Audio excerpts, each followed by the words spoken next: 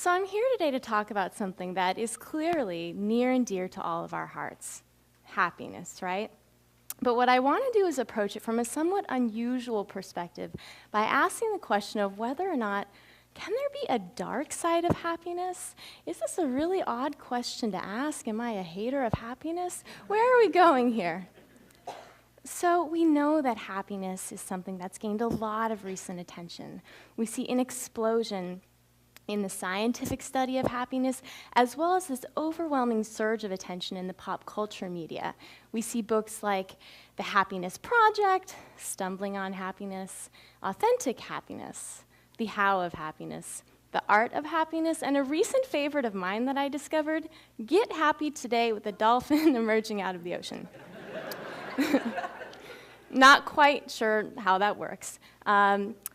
We also see this evident in the pharmaceutical industry, right? We see a almost skyrocketing rate in prescriptions for antidepressants ranging from Prozac to Paxil to Cymbalta. So where are we going here? Is there some basis for this upward trend towards greater and greater happiness? And I would suggest, well, yes, there is some scientific basis that psychologists have found that suggests why positive emotion and happiness might actually be good for us. What do we think these things are? Well, we know that they build vital social bonds, it enhances creative thinking, and also builds physical immunity to stressors. So should we just continue on this upward and upward trend towards greater happiness, or should we stop, take a step back, and ask ourselves, is happiness unconditionally always a good thing? I'm going to suggest, as the title of my talk indicates, yes. That like everything in life, there's two sides to every story. And happiness, why should it be any exception? And so what I want to do now is turn ourselves to thinking about this other side of happiness, or what some people like to think about as the dark side of happiness.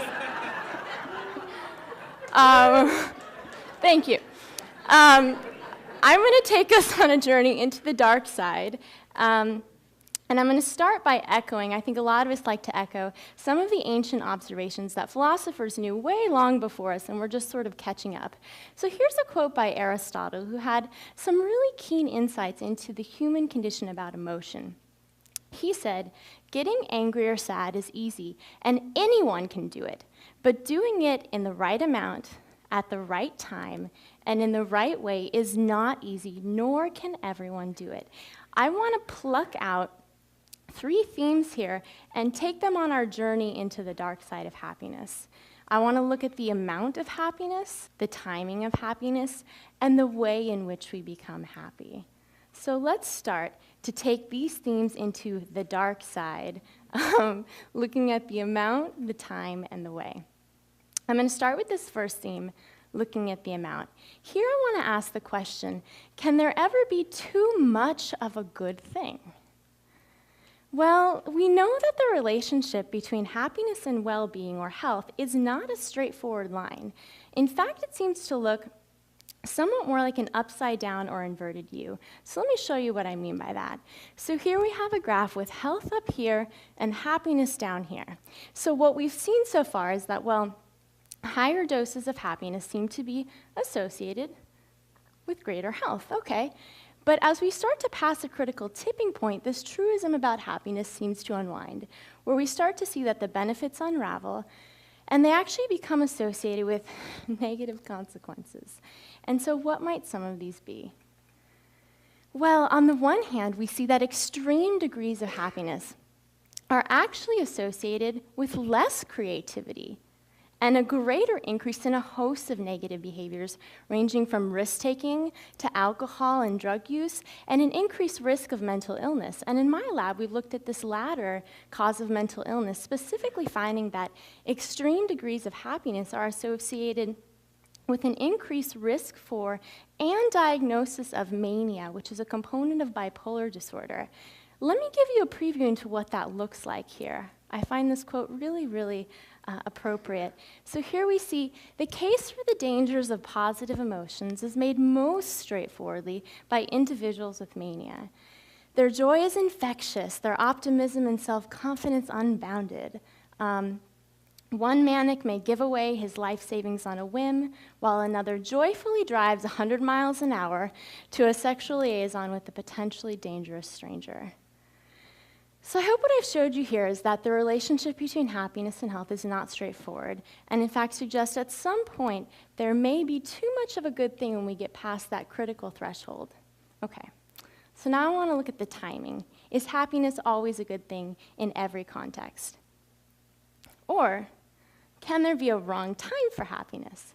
And here I want to give 2 examples where I think it may be the case. One of them looks at competition.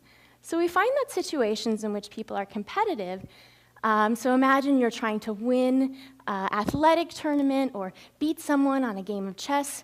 Do you want to be feeling happy? What would you think? What might be the appropriate emotion you want to feel? Well, what researchers find is that the more happy you feel, the less well you perform on these situations, and that people who perform better on these situations are actually angrier.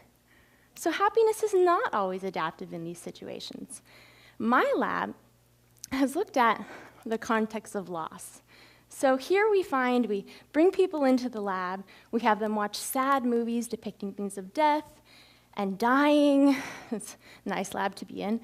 We also have them interact with strangers, as well as intimate romantic partners, sharing times of extreme suffering and loss. And what we find is that those individuals who continue to remain happy at high levels in these situations are at greater risk for emotional impairment, as well as show poorer functioning in their everyday lives. So this suggests that you don't want to be happy all the time, and you don't want to be happy in every context. In some, the timing of happiness is really crucial. And so now I want to conclude with our final question here, looking at the way in which we become happy. Specifically, I want to think about, can there be wrong ways to pursue happiness? Since we all want to become happy, we're reading these books, we're seeing it in this, media, are there actually wrong ways to pursue this path? So, does anyone recognize what this is here? Okay, good. So this is the Declaration of Independence, and it seems ingrained in us as Americans that we hold true: life, liberty, and the pursuit of happiness. Right? So this is sort of one of our core cultural values, but yet should we always be pursuing happiness? What do you think I'm going to say here? No. And why? So there's some really, really provocative work coming out by Iris Mouse, a psychologist, suggesting that there's a group of us out here, perhaps some in the audience today, who highly value happiness, that this is a core value in their life. They expend efforts to become happy, they consider it a core component of who they are, and they put just enormous amounts of their mental attention towards ways to become happy. How can I become happier? What can I do? Where can I go? What do you think happens with these people? Well, they're actually setting up very high happiness standards, right, for where they ought to be, for where that path towards ultimate happiness should lie. And what happens when we set up high standards or high expectations? We often become disappointed because we usually are not meeting standards when they're very high, and this applies even to happiness. And this is especially evident in contexts that are positive or pleasant, so situations in where we expect to experience some degree of happiness. So this paradoxical effect is that there's people who value happiness, they set up high standards. By doing so, they end up actually feeling disappointed, and as a result, they feel less happiness. So it's those who try to be happy are those who actually can set themselves up to become less happy. And we've seen this not only that people report less happiness, but they also show increased symptoms of depression. And in recent work, we found they show increased symptoms of mania, a component of bipolar disorder, having this zest or almost obsession with the pursuit of happiness. And so in many ways, this harkens back to ancient, observations that people have seen years before a lot of us psychologists got on board with the happiness train, which is that those only are happy who have their minds fixed on some object other than their own happiness. And so I just want to conclude with a few take-home themes. One of them is that I don't think happiness is bad by any means. I think it's a really crucial component of our daily lives. It's what gives us meaning and gives us a reason to thrive.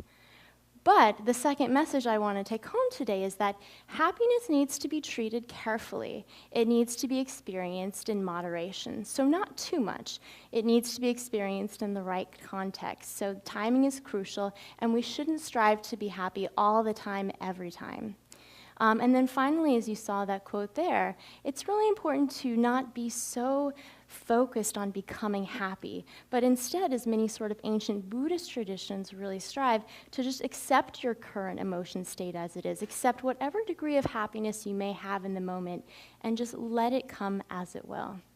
So with that, I hope that I've provided a sort of broader portrait of happiness as this really fascinating but complex phenomena that indeed has two sides and possibly even a dark side.